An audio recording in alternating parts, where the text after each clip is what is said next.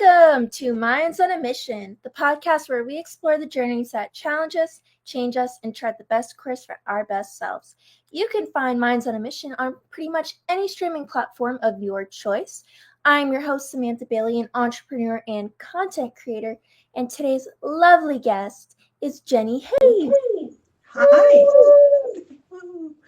I know, I always say I'm like one day I'll get it figured out, but lost my words. Sound effects. That's right. Right. Drum rolls. Yes, I just envision like when I think about this podcast like down the road, like I'll have an action and like someone can actually do sound effects like during the show. Oh yeah. It'll be here. It'll be here. How are you today? I'm doing good. This is my first real live podcast. And so it's kind of exciting. It's kind of fun. Yeah, I like it because the thing for me is I'm a perfectionist and I'm really pushing myself into stuff that forces me not to be a perfectionist. And so this is like one of those things. It's like you're going live, you need to do it. It's out there. Like, you just gotta. And it forces you to be genuine because lying on the spot is really hard. It's really hard for people, and then they can't keep up with it.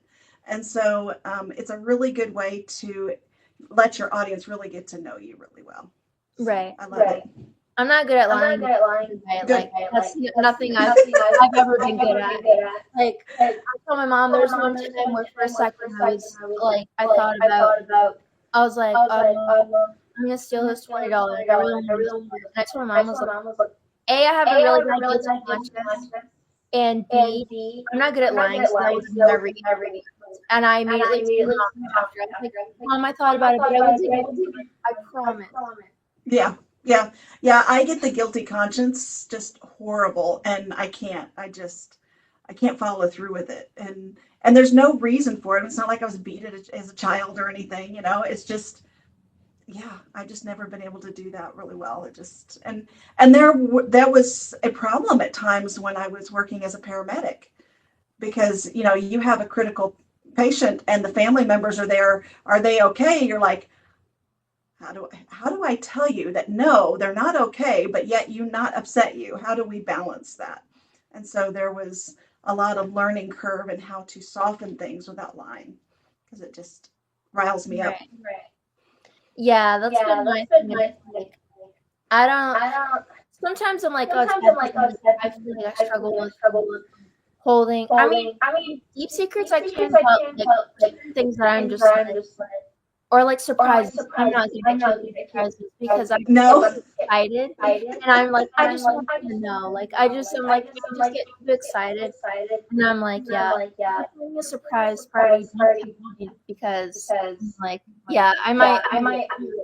Just invite you at the end along with the surprise. Yeah, and it's like I don't do it on purpose. It's just like I get too excited and then I'm like I just hear things and I'm like, well, like for my grandma, I was making her paint for dog. And I just couldn't keep it like from her. And I was like, Grandma, I could have kept it, but Yeah. Well, sometimes the anticipation is so much fun. It's it's kind of like Christmas Eve. It's like you can barely stand it. Yeah, I'm too ready. I'm like, because I'm like, Grandma, look, and I like showed her like the thing. I'm like, I could have waited, but no. Sometimes it's just better just to share what's in your heart. And your grandmother probably, as much as she loved the painting, loved the fact that you couldn't wait to share it with her even more. Yeah. Like you give me the house. Yeah. It's almost done, but it's oh. I like it. And I just couldn't wait. I just so ready to show you. I was like, Ma'am, painting your dog. Too cute. She loves painting. Me making her. Mm-hmm. I told her I was like, you a gift card. She's like, I don't want anything. If you want to do anything, paint something for you. Yeah. As we get along in life, what matters most is the thought behind the gift, and a gift card is kind of a cop out in many ways. I mean, and it's disappointing when someone asks us for a gift card. It's like, my youngest stepdaughter, she's always like, well, just give me money. It's like, I don't want to just give you money, but it's what she Right. wants. So, you do. That's me. Like I've always said that, but I'm also really picky. And I'm just like my stepmom, so they would always give me like clothing, and I just oh, I feel bad, like I don't like it, and I don't like to be mean. So then I just start being like, just get money for like birthday and Christmas, because then I can get what I know I want. Yeah. I always would ask specifically for what I wanted, which was good and bad. It was good because I always knew exactly what I was going to get, but it was bad because I always knew exactly what I was going to get.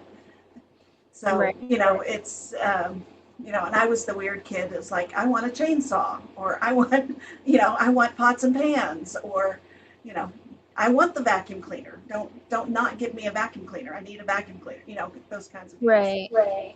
Yeah. Yeah, I was very much like, I always loved like art supplies or um jewelry or like girly things, but I wasn't as girly back then as I am now. And then now it's like being a tall, I'm just like kind of similar to what you said. Like, oh, just give me like a cookware or something. I don't know. Like, Yeah. Give me what I need. Blanket. I love blankets. Oh, you're blanket girl, huh? Yes, fuzzy blankets. Fuzzies. Yes. Yeah, as long as they're not the Sherpa. I don't like the Sherpa. I like the soft ones, but not like the lamb's wool one. Right. There's certain like fuzzy, like I have a specific I like, and they're I have too many at this point. I have 3 on my bed. I have 1 at work because we're allowed to have it like, at work, and I probably have a couple like hidden somewhere.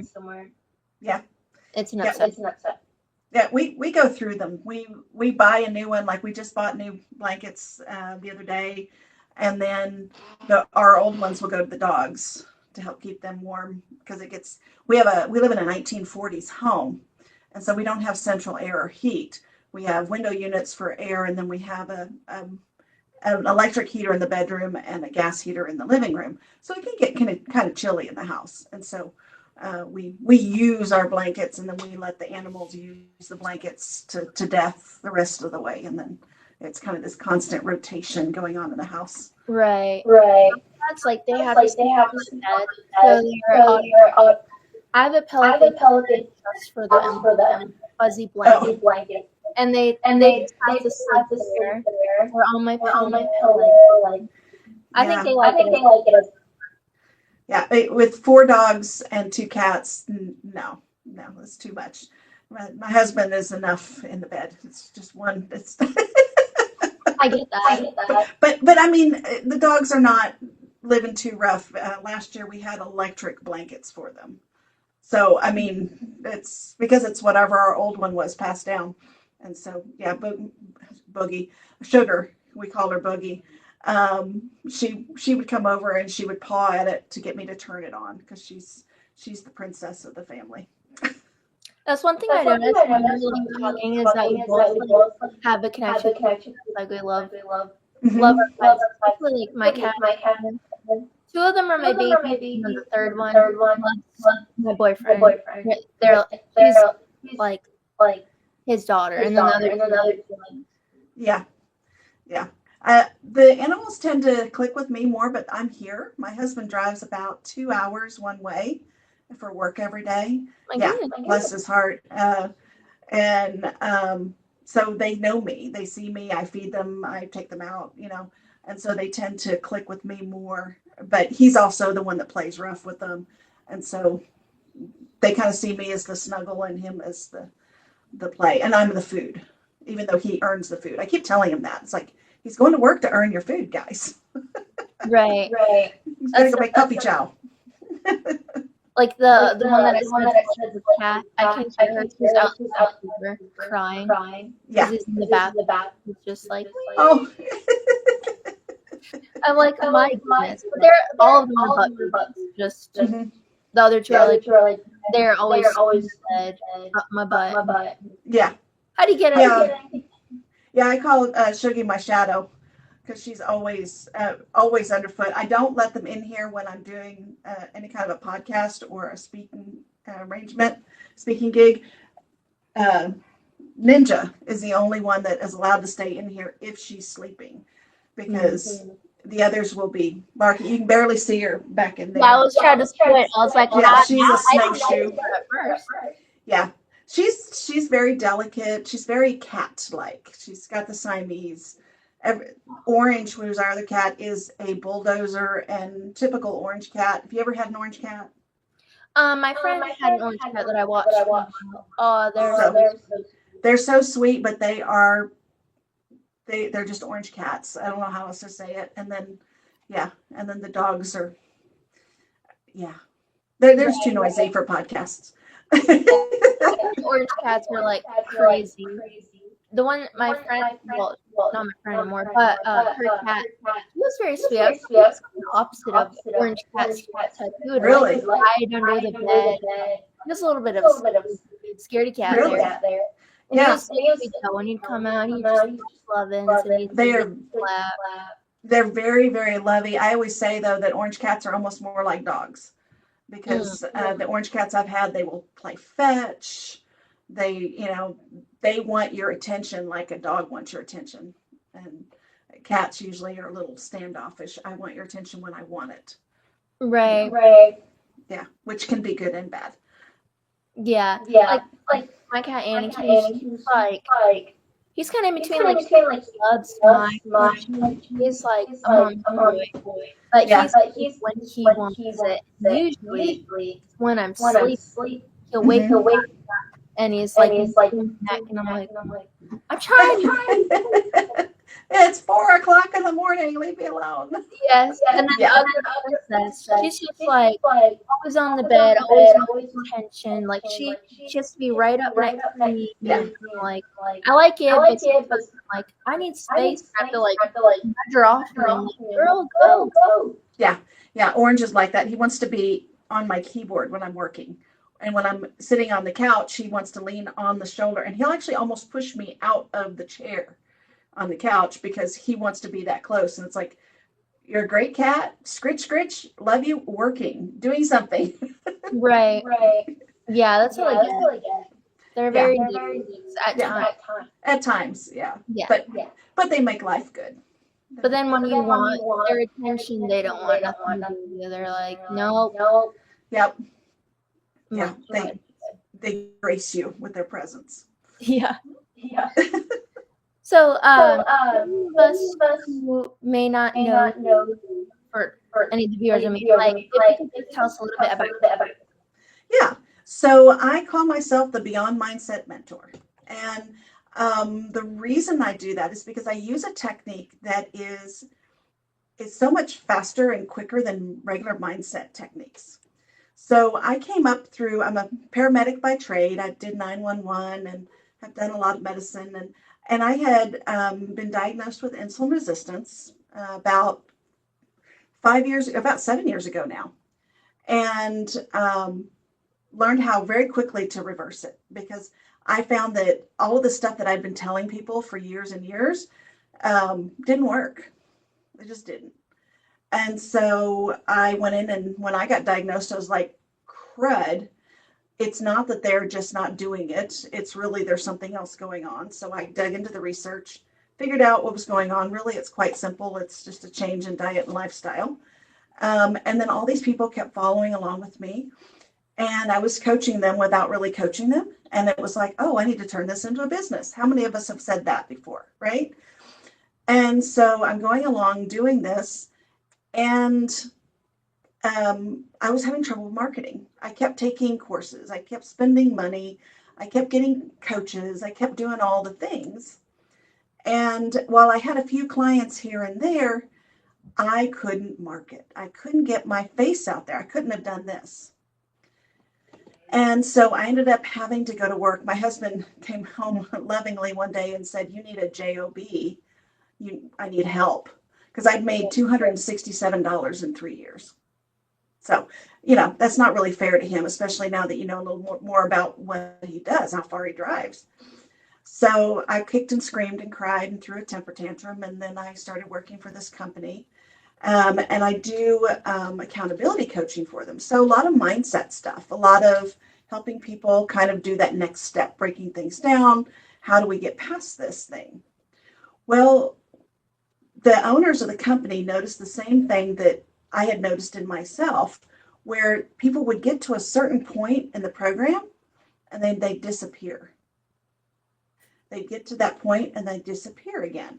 And it was like, what's going on? Well, they were running into these mental blocks.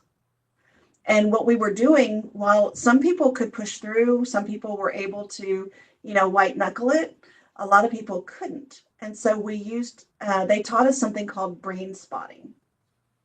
So Brainspotting is, to be really short about it, a very quick way to move past those blocks.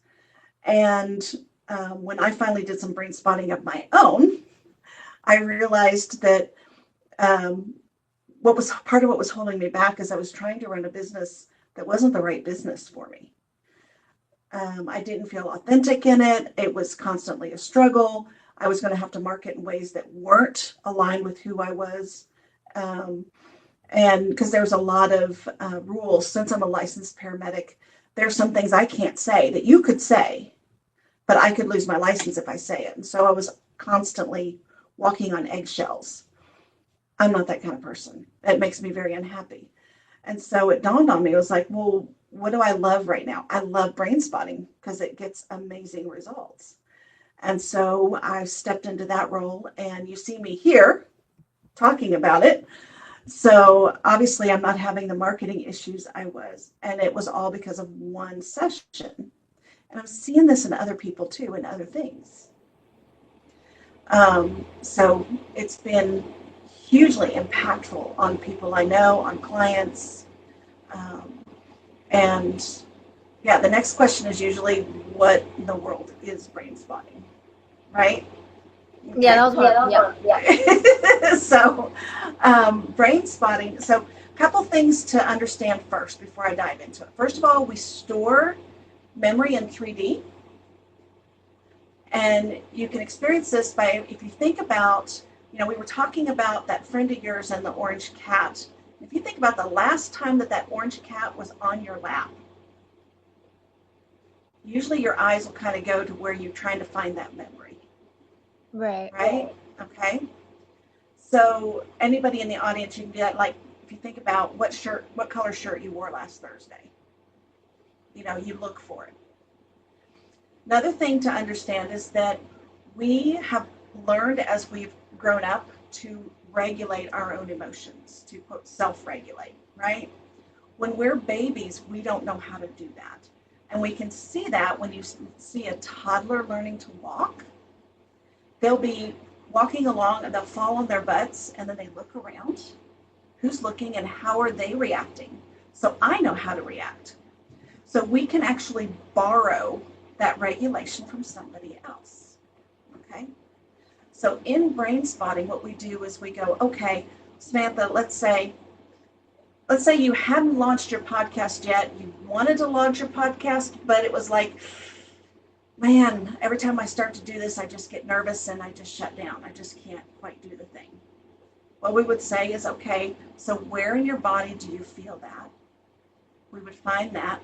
We would figure out where the memory was stored, and then we would process the emotion. We don't have to go back to figure out the reason why.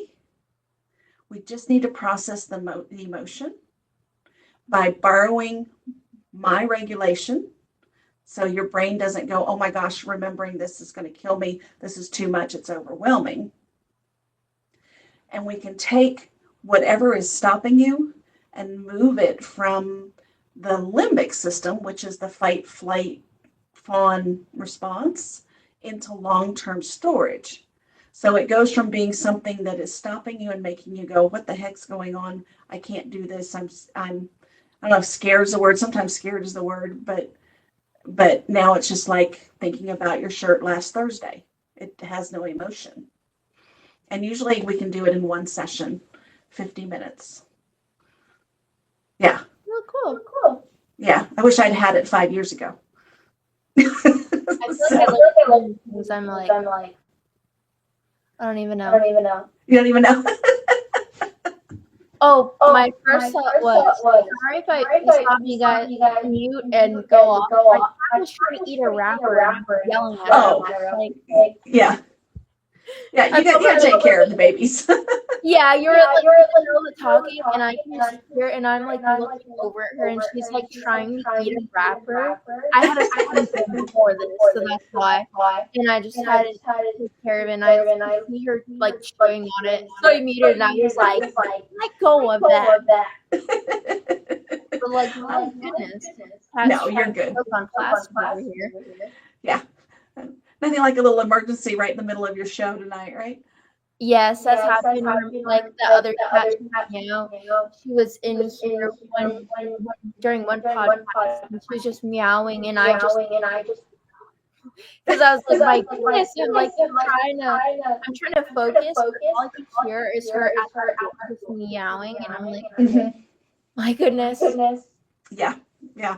I love it when the UPS guy comes when I'm doing something, a podcast or doing a brain spotting session, because a brain spotting session needs to be kind of quiet. And then the UPS guy is my bigger dog's arch enemy. He hates the truck. As soon as he hears it in the neighborhood, he starts barking. So yeah. Right. You're just sorry, my dog's being crazy. So it's like, reach over, mute real quick. Yeah, I know. I was like, it's like one thing I don't like is being distracted while doing something. I just was like, oh my gosh, my cat's gonna eat that wrapper over there. Yeah, yeah, that's a big vet bill to not avoid, so that makes sense. So. Yeah, that's too expensive. So, did you have any misgivings when you were ready to start your podcast? Misgivings, some hesitations, any worries or thoughts? I mean, I'm definitely someone that struggled with limiting beliefs. So my like initial thoughts were, what if no one wants to watch, and what if no one wants to know? What if it's not successful? Like, I had a bunch of them, but I had been on my podcast. She has a couple. And I was on episodes, and I was already thinking about like having my podcast. Like I was like, this is something I want. When I vision my higher self, and I just kind of threw it out there.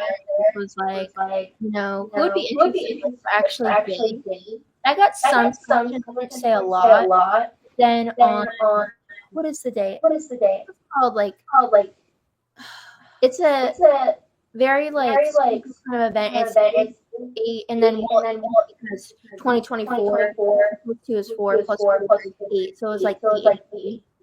And I forget the name of that. Have you heard of that? Let me real quick. 8 24. Manifestation. Yeah, the Lions. That's what I thought it was called. Oh, okay. Portal.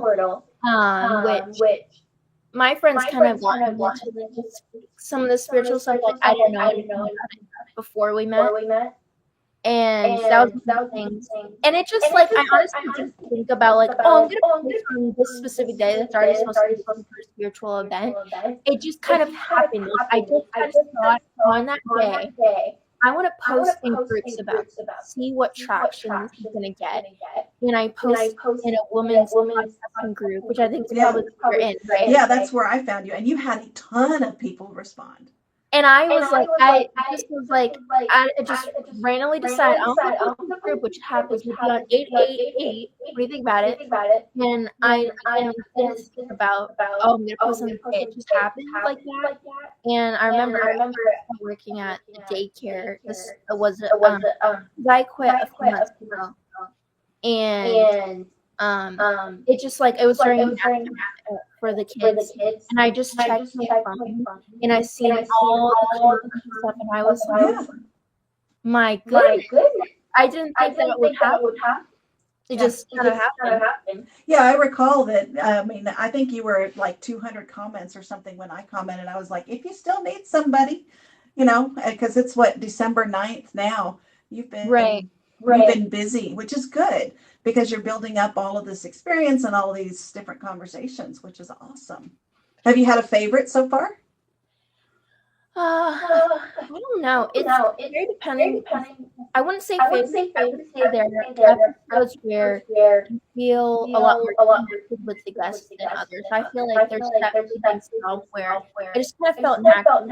Kind of felt like, wow, I must really know this person, like, and just kind of connect on a different level. But I love all of them because everything I've learned and like just kind of reflecting on like where I was, like that's something I definitely talk about on the podcast is like how much I've grown and like my mindset shift when I first started maybe a couple years ago.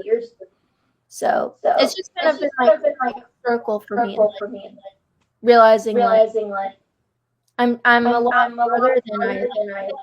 I'm very hard on myself, and I'm like, wow, like why am I not here yet? Or like, I just have to like sit back sometimes, and I'm like think about 2 years ago, like not reflect on like where you want to be, but like where you were 2 years ago. You're such a different person.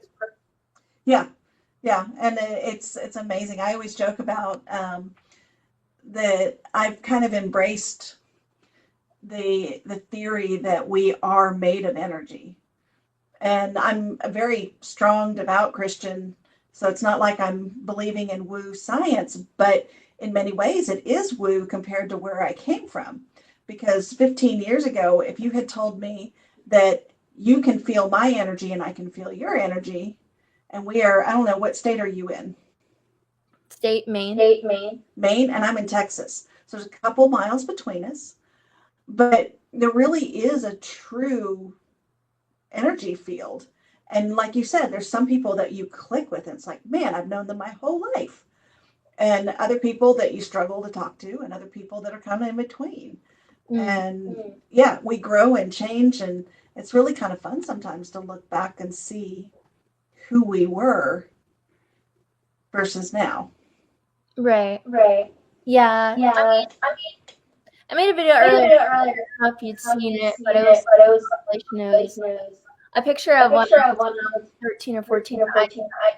I was I don't know, I was raised with me crying. I definitely stayed up like I was crying out for help. I just was looking for, comfort and different things. And I took that picture and I said, does it ever get better? And I clicked like a bunch of clips from like an event I went to last year and a concert and like new experiences I've made in the last few years. And just like I started watching it because it just was like it really, my head solidifies like I'm really working towards like that higher self that I see. Like I'm just a step closer than I was then. Yeah. I love that. I hope that gets into the hands of some kids at 13, because that is such an age for that. We of course, I'm just a couple of years older than you. We didn't do selfies. We didn't even know what a selfie was at that point. But we still went through that. It was like, is it ever going to get any better? Am I wasting my life because I'm not what I should be? Nobody likes me. Everybody hates me. I'm going to go eat some worms. Your mom's probably said that at some point in your life. Maybe your grandmother. I don't know. Nobody likes me. Everybody hates me. I'm going to eat some worms. Have you heard that? I don't think I have. It is an old folk song from, I want to say, the 40s or 50s.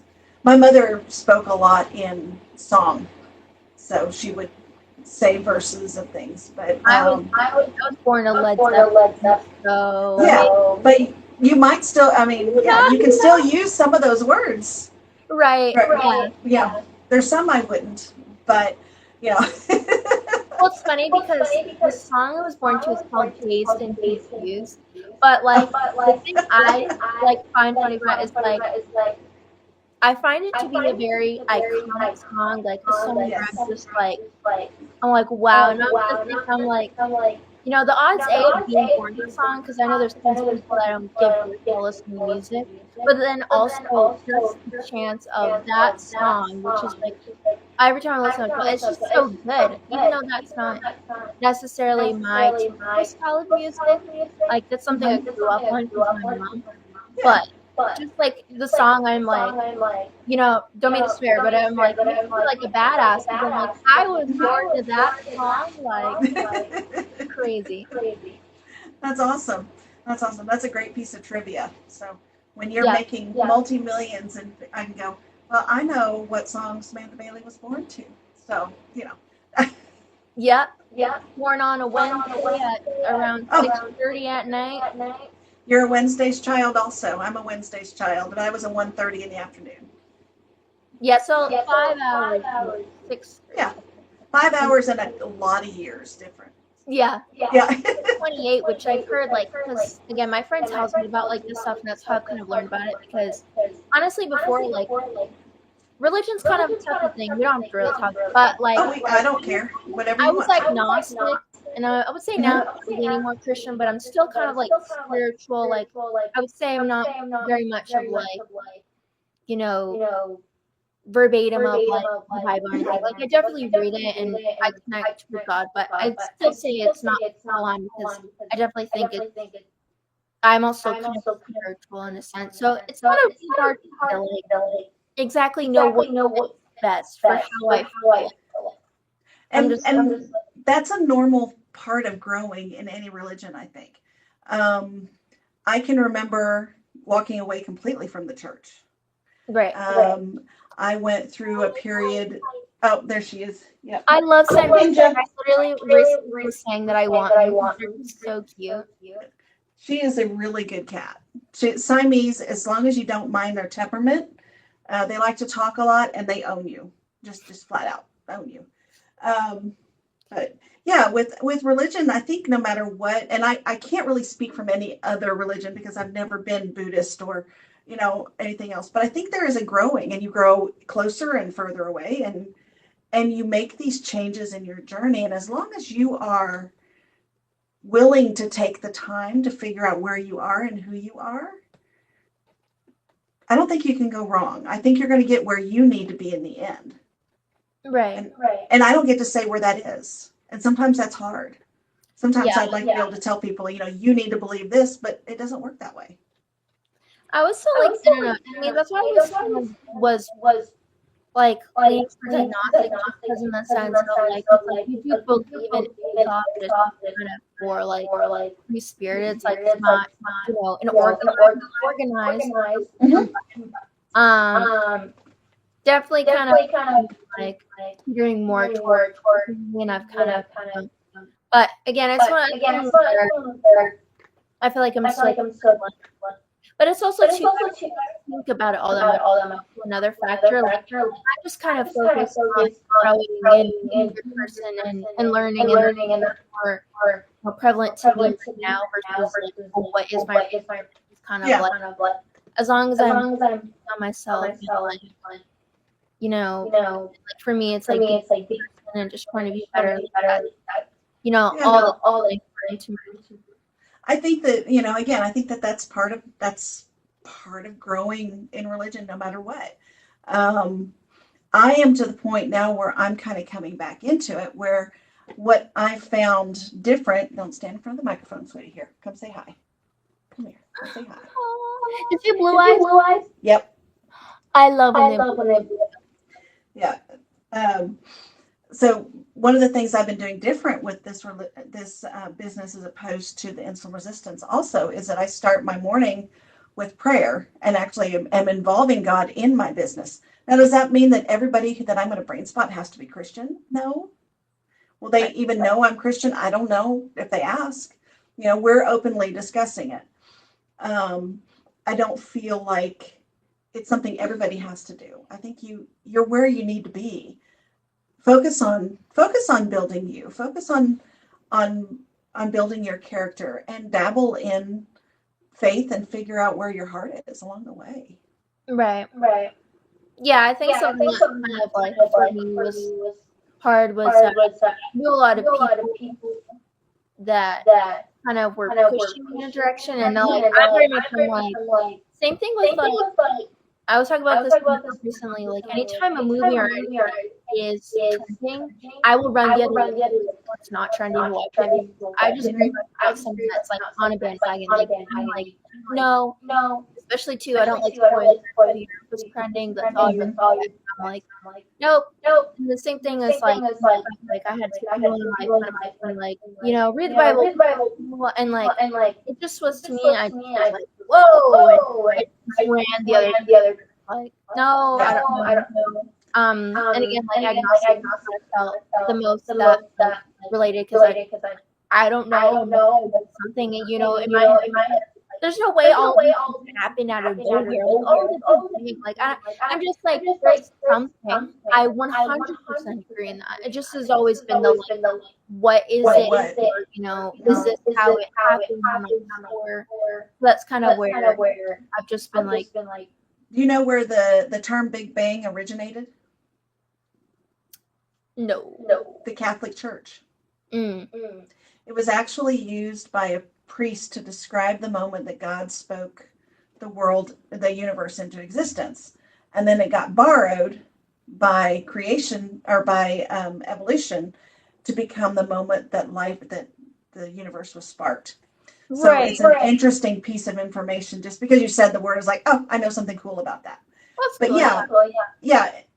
when you started telling your story, so when I was in high school many moons ago, there was a boy that everybody liked, and so I wasn't gonna like him. Didn't matter whether he was a nice person, didn't matter whatever. I was not gonna like him, and it's that same kind of I don't want to do what everybody else does, but that's also what makes you an entrepreneur. Mm-hmm. That's also what makes you want to do your own podcast. Is that need to be kind of going the opposite direction of everybody else. And that's what's going to make you successful too. Right. Yeah.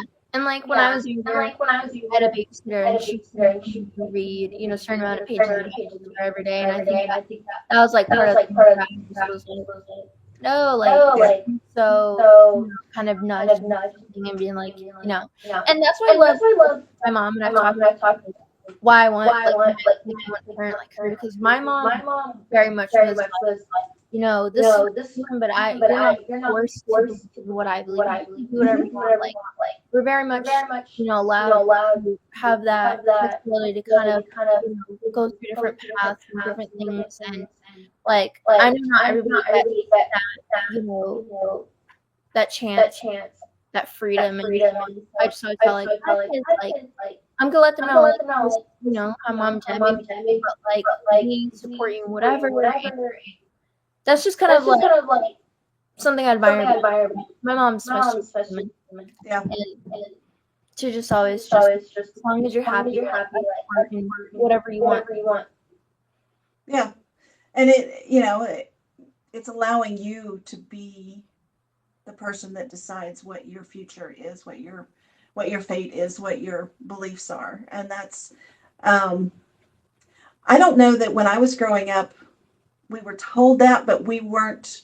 There wasn't any. You have to believe this. Now we had to go. When they went to church, we had to go to church. When my dad's parents came to visit, my dad's dad was a minister. We all had to go to church, and they hid the liquor. There was that kind of of household. But as we got older, it was, if you want to go to church, go to church. If you don't want to go to church, don't go to church. And I think there's something valuable, and it sounds like your mom did it, where she just kind of laid a foundation and said, here's what I do, here's what I believe, here's where my heart is. And then now you get to go figure yours out. But mine's here anytime you want it, but go figure yours out. And then, yeah. And it can be really hard for moms to do that. So really praise her well for that, because it can be really hard to watch your child make decisions that you're like, oh, okay, really wish you hadn't made that decision, but I love you and you'll figure it out. Right. Kind of deal.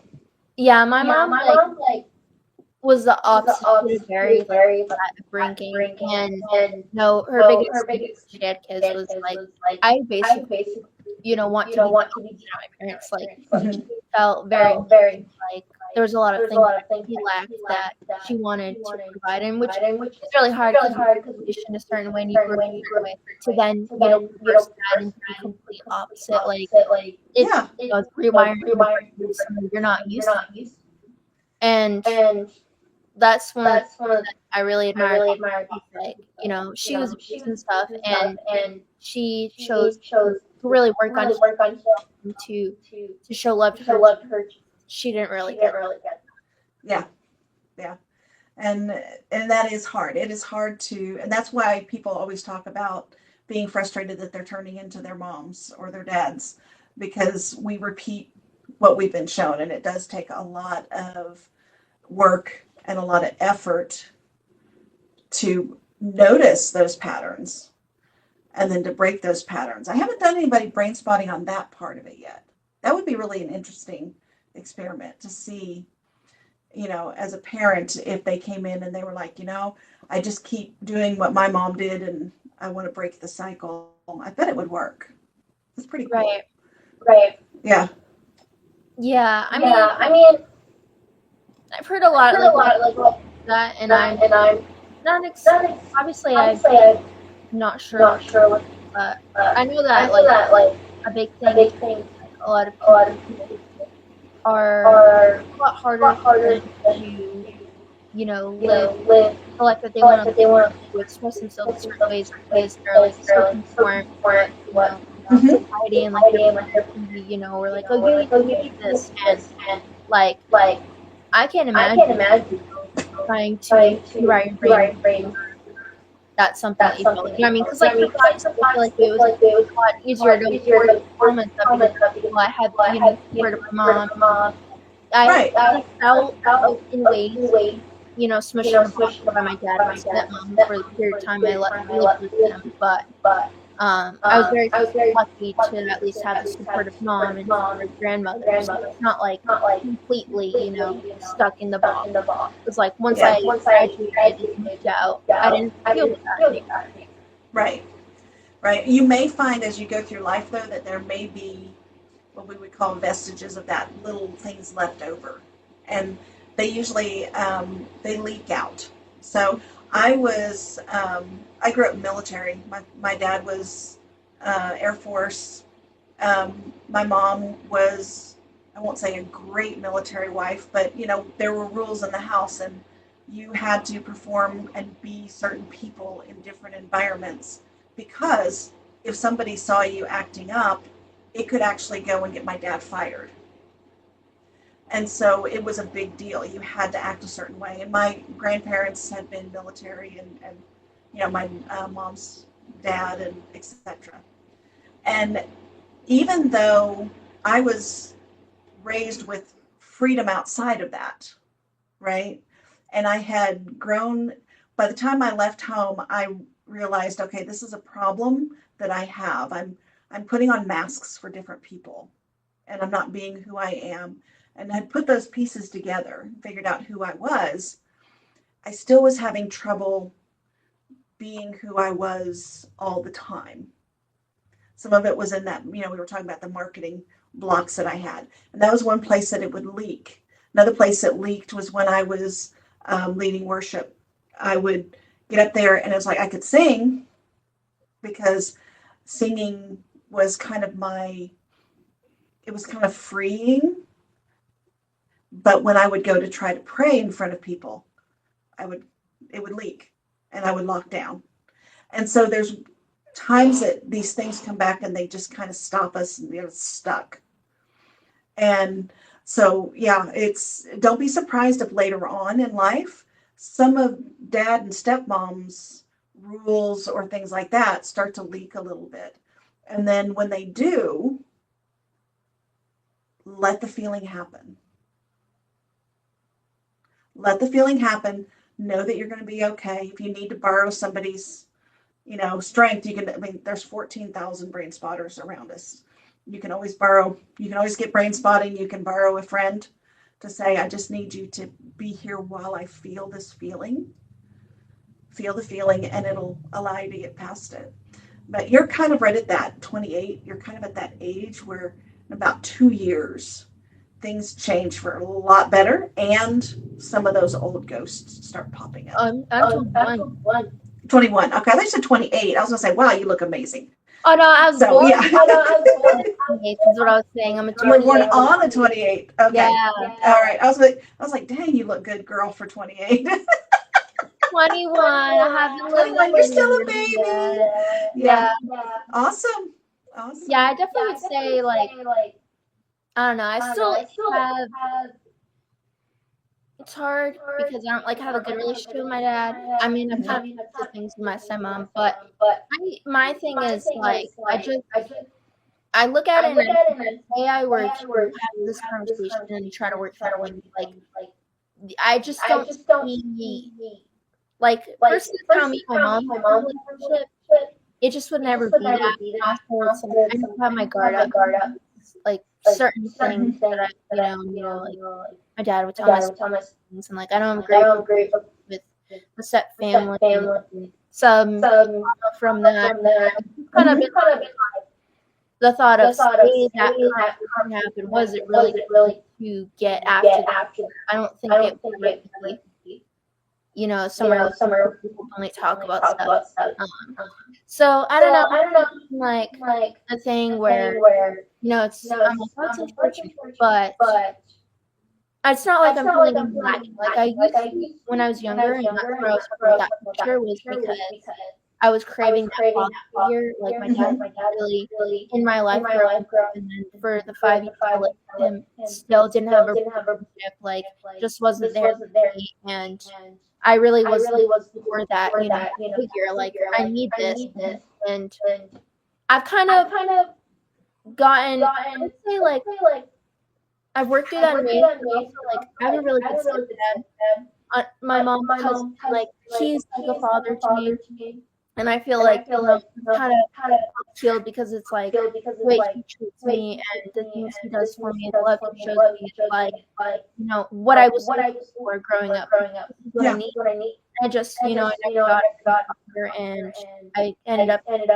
finally getting that figure. But yeah, I mean I would say that, but it doesn't reflect. Oh, I feel like I'm lesser because I don't have a relationship with my dad. Like I think it's sad, but I think that I love him becoming and the people that are actually there for me. Like that matters more than that relationship that I just don't really see becoming more than what it is. Yeah, but I will say you never know, because I was kind of in the same situation when I was your age and for quite a while after. It wasn't until probably about a year before I met my husband, so I was like 35, when my dad and I actually became friends. And it was, so you never know what's on the horizon. Not saying to let your guard down, keep your boundaries. Keep your boundaries, because not having the boundaries can really set you up for failure. Right. But also keep an open heart, because parents screw up. Yeah. We screw up. Like the people, like, and it's like meaning things I could talk about my grandmother, Oh, about my dad, mm-mm. because like I'm very much someone I engage in content, which is like great for the podcast because like that's what I love. And I can have it with my mom and my stepdad. They're interested in stuff like that. And even my grandmother on my grandma's side. But, so like necessarily with my dad, it's never been something to talk about. Or even really like sensitive emotional things, which is something that like I feel like for my grandma, like I need to talk about those things, and and it's just never been something, it's just not like, oh, this is what's going on with my brothers, or this is the drama, and I'm just like, I don't care, like I just about moving forward and living and like new adventures, and if people aren't about that, I'm sorry, but like, I'm focused on connections that are people that want to grow with me and do fun things and have meaningful conversations. Like some people just aren't for that. Yeah. And the thing is that you're right. You probably will never have that kind of conversation with your dad, even if things were to get better later on. I mean, I would never have discussed the same things with my mom and my dad. My dad, we talked about politics mostly because that's what he enjoyed. We talked about politics and music and his new girlfriend who was wonderful for him. But I mean, I would never have gotten, heartfelt about breaking up with somebody or, what I was always cautious about sharing my plans for my business.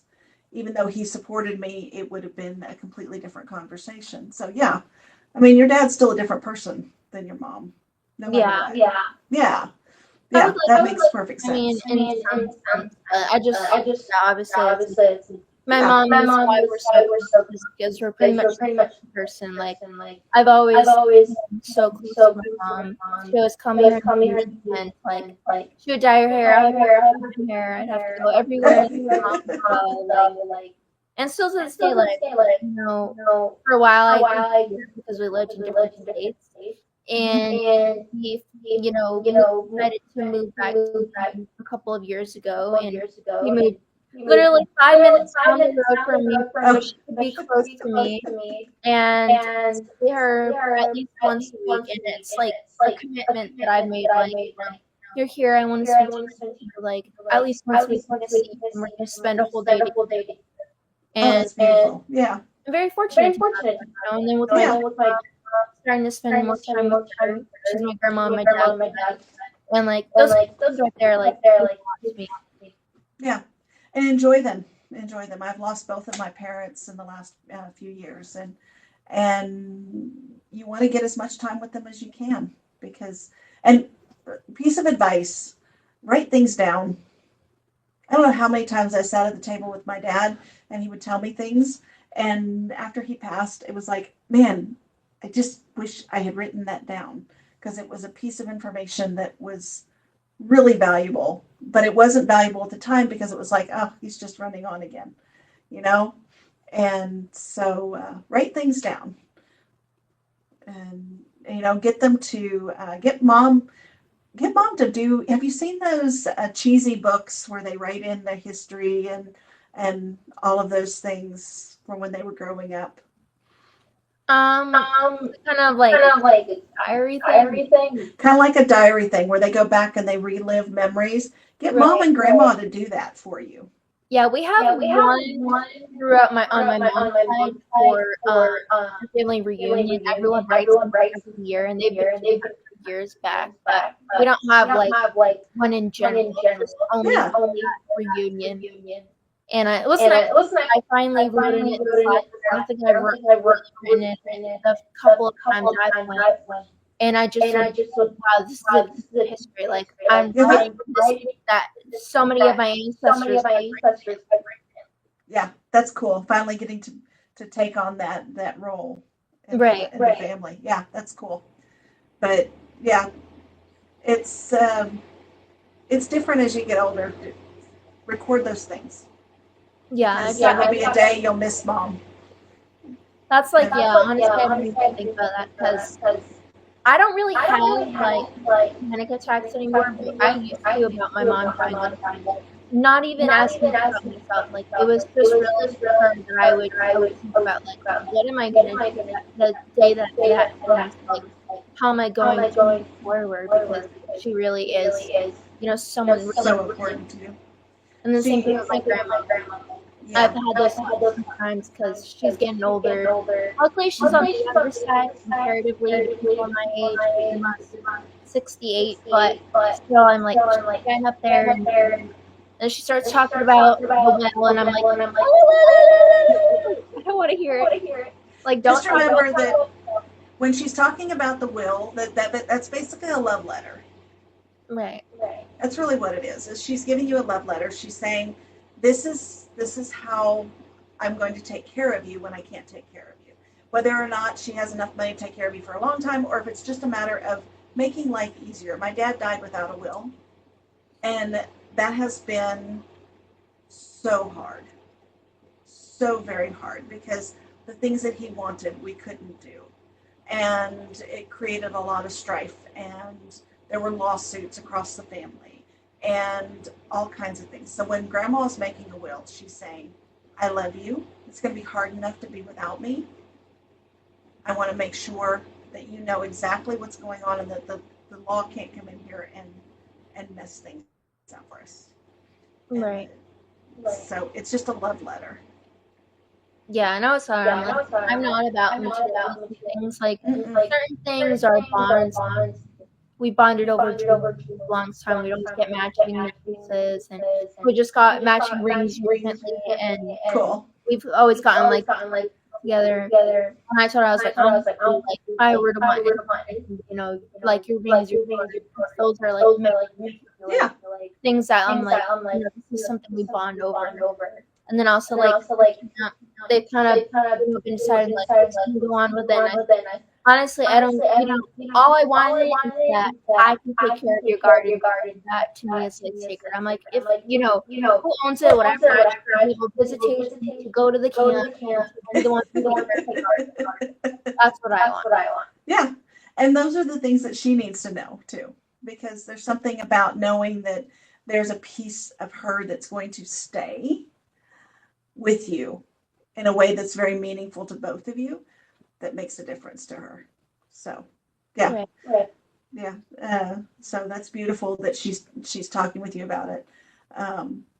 And being afraid of it is normal. It's been an eye opening. When you wake up one day and you don't have parents, it's like, oh, if something happens, I don't have anybody to run to.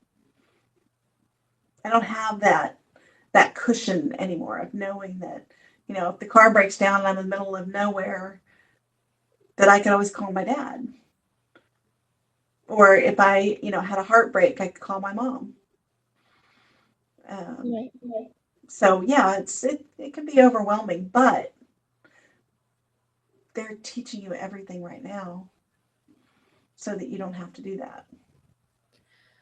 Yeah. It so scares me. I'm like, run away from them. But I know it's so to talk about it because unfortunately it's going to happen one day. It will. Hopefully much later. Hopefully much later. I am 52 and I just lost my parents. I lost my dad 4 years ago. So hopefully you've got at least double your life still. Yeah. I just live in La La Land. It's never going to happen. Because I'm like, when I think about it, I'm like, no, I'm like going to start bawling my eyes out. Because like my thing is, it's very much what's a panic attack, and I just wouldn't be able to breathe, and times like, please don't leave me, like I'm not ready. She's like, I'm not dying yet. I'm like, I know, but it's not happening. I just don't want to think about it. Like, you don't know about anything. We don't know. She could live to be 120 and you could die at 80. So, you never know. Just when you start to feel that panic, feel the panic and let it go out of your body, and then turn around and go, okay, I felt it. That's gone. Now I can go back to La La Land. Because you're really not in La La Land. You're really enjoying the moment. yeah. I call it La La Land of like putting a shield over my brain. I'm just like, nope, not happening. And I know it is. Like you said, like I type right now, and I don't even want that day happen. Yeah. I'm just like, it's that's the whole thing. Yeah. Well, experiencing the sensations that you're feeling will help you keep from having to avoid them. Mm-hmm. Even if you have to have a friend just sitting there with you. I don't know that I'd have mom or grandma with you at that moment, because trying to borrow their regulation is not going to work as well, right? But having somebody there with you just to say, I'm here and you're going to be okay. Just feel the feeling. It's not going to kill you. We're going to be okay. It's going to help you pull that shield back, because I'll tell you what I regret is that when my grandmother was dying, I did that. And the way I did it was by shutting down, by not going and spending time with her, because I could see that she was dying. I literally was working in EMS at the time, working with people that died all the time, but it wasn't my grandmother. right? And so I missed out on some conversations that I wish I'd had and some moments that I wish I'd had. And it's changed a lot. I did some brain spotting around that because we had okay, I know a grandmother and a dog are not the same, but to make full circle here, we had a puppy that we had gotten from a friend, and she was 18 months old when she was diagnosed with cancer. And I had to take care of her. I didn't have a choice. I had to be the one. I couldn't just shut down and walk away, which is what I've always done before. And so I did some work around it, and it made a huge difference. Sorry, that's my husband sneezing. Okay. I'm like, what is that? You're not supposed to be able to hear that, but we're not on Zoom. That's right. Zoom does the canceling.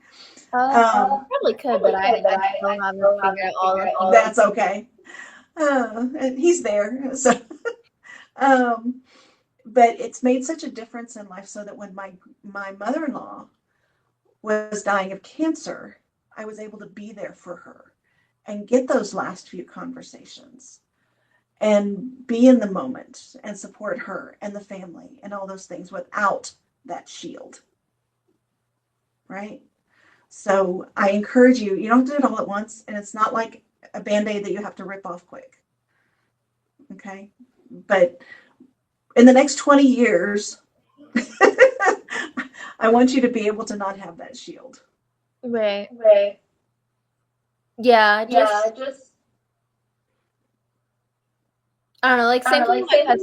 Like, I've had because especially Andrew, like I said, he's my baby, and I just think, I don't know, I've had the thought of one day he's not going to be a baby anymore. They're both 3, which I'm already like, how are you 3 years old? Like, Yeah. already? Like, what? And, I'm just one day it's going to happen, and I'm like, I just want that to be the next time because, like, he definitely, in a way, is like soulmate, or my the bond that we have, and like to think about, like there's so many people that don't get to feel that love of that really loves you the way he loves us. He doesn't love anybody else. Even my boyfriend, us being together for 4 years, he has given us a snippet, a tiny portion of what he's given me, and my boyfriend, like, to imagine the love that you feel on a regular basis for this tiny portion he's given me of that little sparkle for a moment is just like that's your something. Like, there's so many people that don't get that feeling.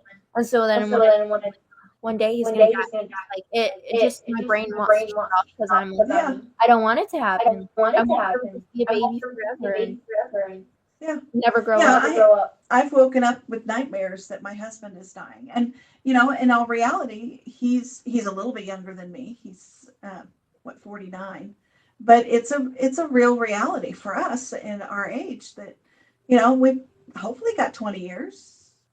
But he's a carpenter. He was living the Led Zeppelin life when for many years. He partied hard and worked hard too, and so I could lose him, and it's very scary. But there's a peace once you kind of come to the fact that, okay, I'll still be okay. I'll still live. I'll still be fine. And I don't have to hide from it. I can just live in the moment. So I would recommend that you look into maybe getting either some brain spotting, some kind of one of the rapid techniques. There's so many. There's RRT, there's ART, there's all kinds of things that can help you process this quickly, so you don't have to spend years in therapy over something that hadn't happened yet. Right? Just so that it doesn't hang, because even though you're living in la la land, it sounds like you still have that weight kind of silently on your shoulders. Yeah. And that can make it really hard because you're connecting, but there's this little piece of you that's kind of holding back. Yeah. Yeah, And because in that fear, just in my head, like something's gonna happen to him.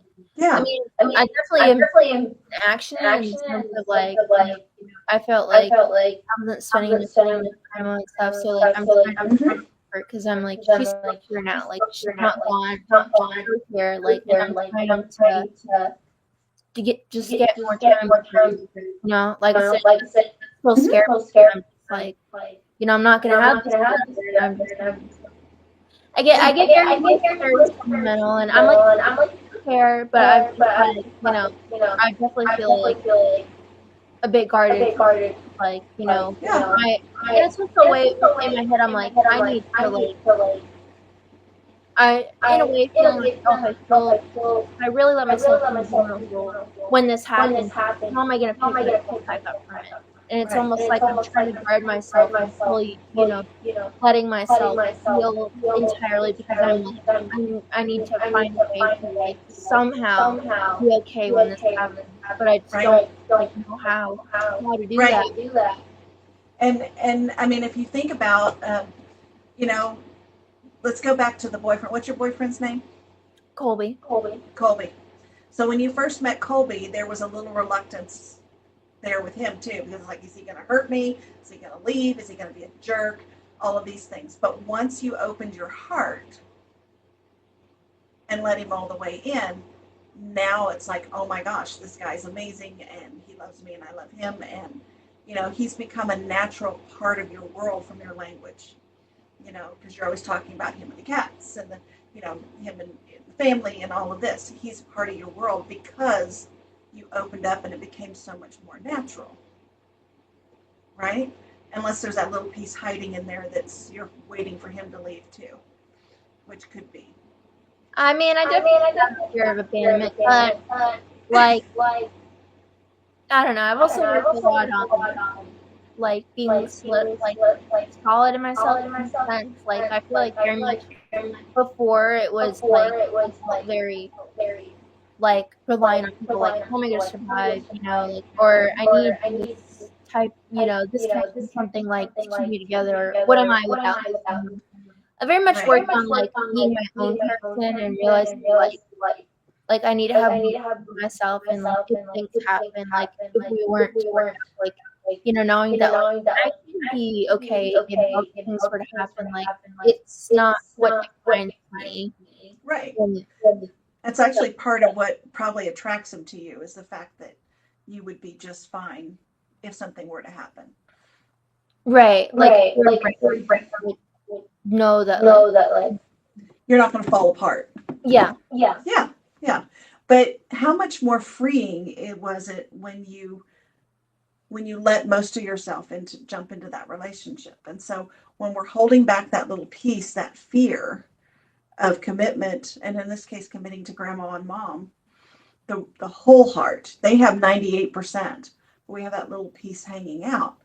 What if we were able to go and fix that little 2% and really be in the moment with them all the time and not have that little, I love this, I love them, this is so much fun as long as I don't think about anything that could happen.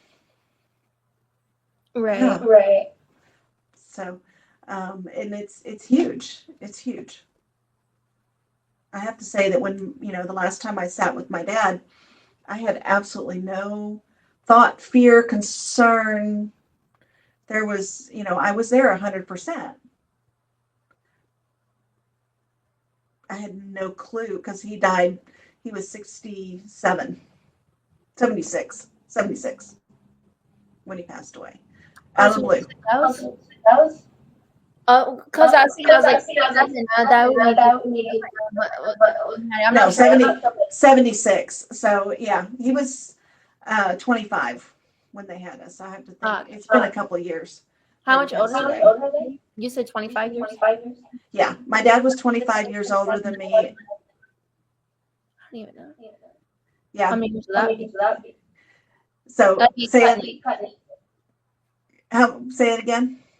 Oh, I was asking when you first said 67, I was like, how much older is that than you if you were 67? That's what I was Yeah, thinking. no. Yeah, no, that would be a little young. Yeah, that's what I was like. Especially for a pastor's son. No, he was. That's why I was like, how old is he? Like 17? Yeah, no, he was 25. So, Gotcha. yeah. But I mean, we had no clue that he was going to die. He was healthy as far as I suspected because of my insulin resistance training. I'd been trying to tell him, hey, I'm seeing these signs. I'm seeing these signs. And he kept saying, no, the doctor says I'm fine. So, but I would have missed out on a lot of stuff if I'd been worrying about him dying at any time. Right. Yeah. So, yeah, I've been a it's like my great grandfather is still alive and he's 89 and he's been going to the doctor when I went up to see him. He'd go to urgent care and I just get worried. My grandpa's stubborn and I'm like, I mean, it's so crazy to me. I'm like, your great grandpa, and he's 89. And he's like, hey, I'm younger than the queen when she died, and I'm, and I love it. I'm optimistic, but I just, obviously, it's just a thing of like getting older, and he's already, the fact he's even lived this long is amazing to me. yeah. He drinks, Diet Thunder every day. And like, I don't know how he's still kicking, but he is, and he's still, he still has life in him. It's just obviously, I'm like, he's getting older. One day he's going to be here, and obviously, but I of it, like he has lived life, and a lot longer than other people. So obviously, like fortunate in that sense. I just it's always it. Anybody I love, I'm like, when it's gonna happen, I don't about it. Like, yeah. Sounds like we've got a block. We've got something. So there probably, when you were really young, there was some kind of traumatic event. Now, it could have had something to do with your parents divorcing. It could have been when mom moved away. It could have been a lot of other things. Yeah. So yeah, if you were 3 when they divorced, it's very likely that your little young brain said, "Oh my gosh, I'm never going to see them again," and went down the rabbit hole and just created these beliefs in your brain that are leaking. The biggest one was the attention of not being the father figure. That's definitely when I was.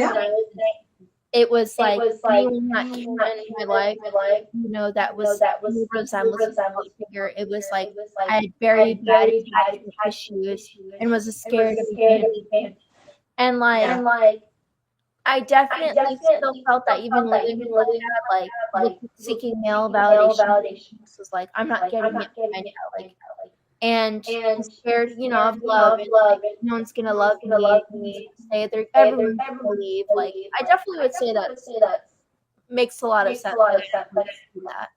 Yeah.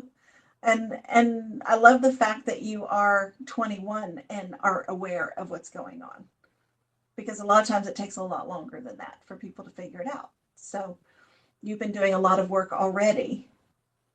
So you're ahead of the pack. So that's a good thing. Thank you. Yeah, I mean, it's a good and a bad of like definitely reading things. Like it's a learning, but I know a lot of people my age aren't going to die, and it's like in a way, it's like those people get those things, but then also they end up having to go down the road, right? Them out. It's like for me, feel tough because I'm like I've always felt like even since I was younger, like I kind of was forced to grow up, like a lot. Like I definitely carried on a lot of responsibility that. Like and not in any way my mom's fault, but she was a single parent and raised 2 kids, and my brother. I've had a lot of brother, and he's the older sibling. He was supposed to be one to step in and help my mom, but he didn't. And so it was me who tried to be there for her, try to step in, try to figure out, how could I help? And like for a while, I was side stuff, making money, for background acting. I would give my mom money I would make from it. And like it's just since then I've just always been like feeling that way, like I have to be more responsible than a lot of people my age. Yeah. Yeah. And that in and of itself puts a weight on you. And when that weight is lifted, it's great because then you get to be a kid again. But it's hard sometimes to peel that weight off. Um, I'm very fortunate in that my husband takes 90% of that weight off of my shoulders now. In fact, he calls me his toddler because I do get to just exist. I just get to have fun. And while it's not that I'm completely responsibility free, there's just that um, there's not the pressure to be the only one holding things together like there was when you're growing up, Mm-hmm. and that you probably still feel sometimes now. Yeah, I mean, when the few times that I would be, like with a few friends, it was like I would hold back from really doing it. I just always was like, I have to be the one to that everyone else thinks that Right. everyone else, just help themselves and just have to, go overboard and do reckless stuff. And I just always felt like the mom of the group. Like and that's where I would still feel that like I don't really drink or anything. It's hard for me to let loose or just relax at times because I'm very much still in the mindset of if I don't do it, who's gonna do it? Like no one's gonna take care of it. And so it definitely is a lot to say on my plate, but I'm trying to do things to like connect with my child and like some things is like buying stupid stuff like slime. I don't need Oh it, yeah. but it's kind of like I'm trying to connect with that inner child and like, for a while we were homeless in California and so I just buy Thinking stuff like funny. that because I'm just like Yeah. it's healing a part of me that was a kid that wanted it but Mm-hmm. I tell myself like it's okay to get those things even if you don't need it, even if Even if it's it's silly. stupid. I'm just like it, it's, is helping me. So I'm definitely trying to connect. Same thing with the painting. It allows me to. You have to allow yourself. Oh, all right, guys. Not sure what happened. Our computer must have died. It looks like mine's pretty low, anyways. Well, we're sorry about that. I'm not sure what happened. It just hopped off. But we thank you guys for coming on tonight and hanging out with us. I know you're here. I was doing an outro because I thought I was like, I don't know what's going on. So I guess I'm doing an outro. I was like, oh, computer must have died. Well, I guess we can use it. No, I was here. I didn't know if it was an internet thing or what was going on, but yeah. Okay. So, Well, I know we're over the hour mark, so I don't have to keep you here. But I just we've had some good talk. Yeah, but it's been good. It's been varied and all kinds of things we've gotten into. And yes. Yeah. Is there anything that you want to know before we wrap up? No. So usually I would just have you like let people know where to find you, but I do want you to also mention the resource that you were talking about earlier for the viewers. For the viewers, so yeah, so I'm going to be giving everybody a 30-minute Beyond Mindset breakthrough session. So I know we haven't talked a whole lot about Brainspotting. You can find that on my website, and the links are going to be in the notes. You dive into it. Basically, if there's something that's keeping you feeling like you're stuck, whether it's in life, in business, in school, wherever it is, just schedule a call and let's talk about it and see. I'm not a hard salesperson. I don't want to sell Brainspotting to you if it's not going to work, because then I have people that it didn't work for. I'd much rather have, 100% success rate. So I'm happy to give tips and hints to help you get past it if Brainspotting won't work. And if it does, let's try it and let's play. Because if you can't play in life and help, get things better, then it's not worth it. So yeah, it's 30 minutes of my time. That usually is $125 worth of value that I just love to have you use. Right. So, and Ninja wants to say hi again. She came back over just for you. And if you guys like detailed episode of you like kind of looking into more in depth and maybe here probably do if you guys are interested. I know today was kind of us just talking, we just got into like things, but definitely if you guys want to know a lot more in depth about that, that's definitely something me and Jenny can try to do for you guys. I'm for today, half an hour, whatever. Yeah, I'm happy to come back. I enjoyed today. It was good just to chat and talk about life and animals and parents and all those fun things. Sad stuff, but you know what? Sad stuff is part of life, and we've got to talk about it and face it so that we can enjoy the happy stuff. Yes, I agree. Yeah. And was there other ways like if people wanted to reach out to you, what would be the best way to find? Yeah, so they can actually just email me directly, and it's just Jennie, JENNIE, at JennieHays, HAYS.com. Ask me questions. Don't be shy. You're not going to hurt my feelings. You're not going to upset me, and you're not a waste of time. We all get stuck on things. We all have things that stop us, and sometimes it can be as simple as just acknowledging that we're stuck that'll let us move forward, and sometimes we need more. But that's what I love to do, is help people get unstuck. So let me help you get unstuck. I love that. Yeah.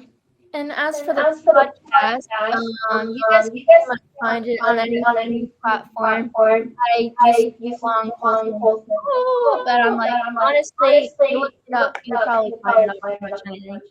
And for me, this would be on Facebook. I don't know, because you know how there's like I don't know how to, but if you just look up Samantha Bailey, if you watch the podcast, you'll look at my face. And yeah, that's probably the way to reach out to me is through Messenger. I'm most responsive on there. And I'm trying to think. We have some stuff I want to start doing. So with this, and I'm not sure if you want me to continue to mention it, I'd love to do that because it is a free resource that you created that people utilize. So I will have those links. There are a couple other ones from prior episodes. These are resources I love to guess are you guys, which I would love you guys to take advantage of. So definitely look for that link for the session with Jenny and some of the other stuff that we've got. There's something there that need it. So thank you guys for coming tonight, especially you. I appreciate it. I don't know anyone who can probably talk about which cats me that long. My big sister was a cat, so you're in good company. I love that. We'll have to get into that another time. Yes. So we appreciate you guys coming on tonight and getting to know more about Jenny and just talking about some stuff. Some of it was very meaningful and definitely real things that need to be talked about. So appreciate you guys coming on tonight. See you guys on Friday. Bye.